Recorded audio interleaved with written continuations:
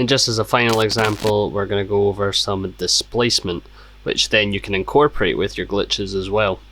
Displacement is basically just taking the same bit of footage but moving it in a way that is not how it's supposed to be viewed. So I can set up as many of these displacement glitches whenever I want. We'll make a couple here and add in a different one. If you ever want to swap in a glitch, you can just hold Alt and drag the new one on over the top of the one you want to replace, and that just is a quick, easy way to replace it.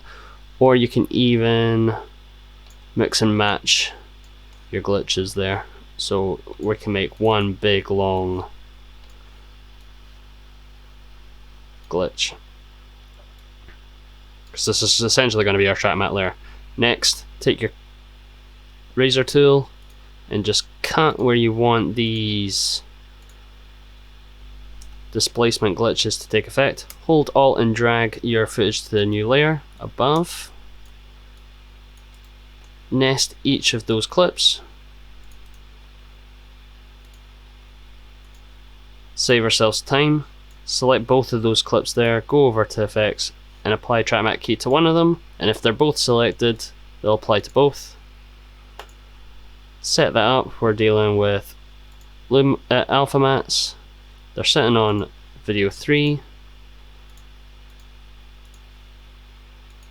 When you play through it first, nothing will happen until you go into the clip,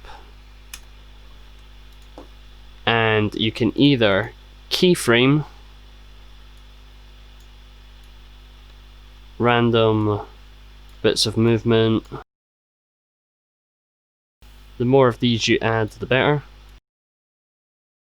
If you want them to look very sort of jittery and static, you can right click all your keyframes at the end and push and hold Alt. I'm just going to copy them and then we're going to paste them onto our other bit of footage just to save time. You can make them custom if you want. It doesn't matter if you're over pixelating either, because it'll only show up for a brief second. If you show the edge of the clip there, you'll see that in the clip as well as just a straight edge, so always best just to sort of overscale to avoid that. We're literally shaking it about the place. We're distorting the footage, breaking it apart, and you can see here now that I've added those 3 different track mats together, how we go from one look to another look very briefly to a third look. And if I wanted to say here, maybe I want to insert this clip here underneath, and that footage will still bleed in over the top like that. I could easily take part of this clip here and paste that into this footage.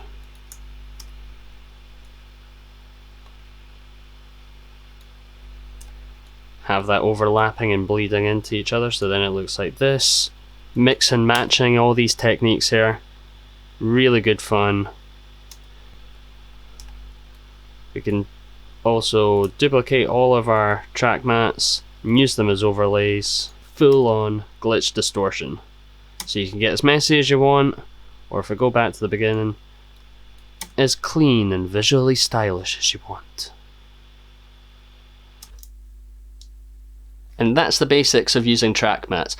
Just by sticking to a few rules and knowing where the problems are going to be, by nesting clips to avoid those problems, you can create some very unique looks by using the same track mat assets over and over again, or create your own either in After Effects or in Premiere Pro and exporting that out as a video.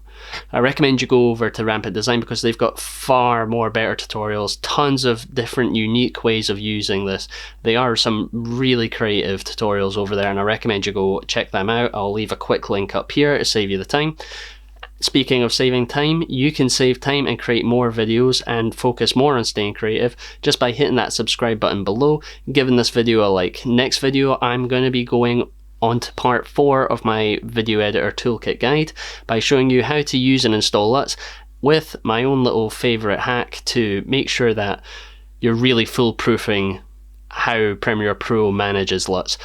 So stay tuned for the next video, and I'll see you then.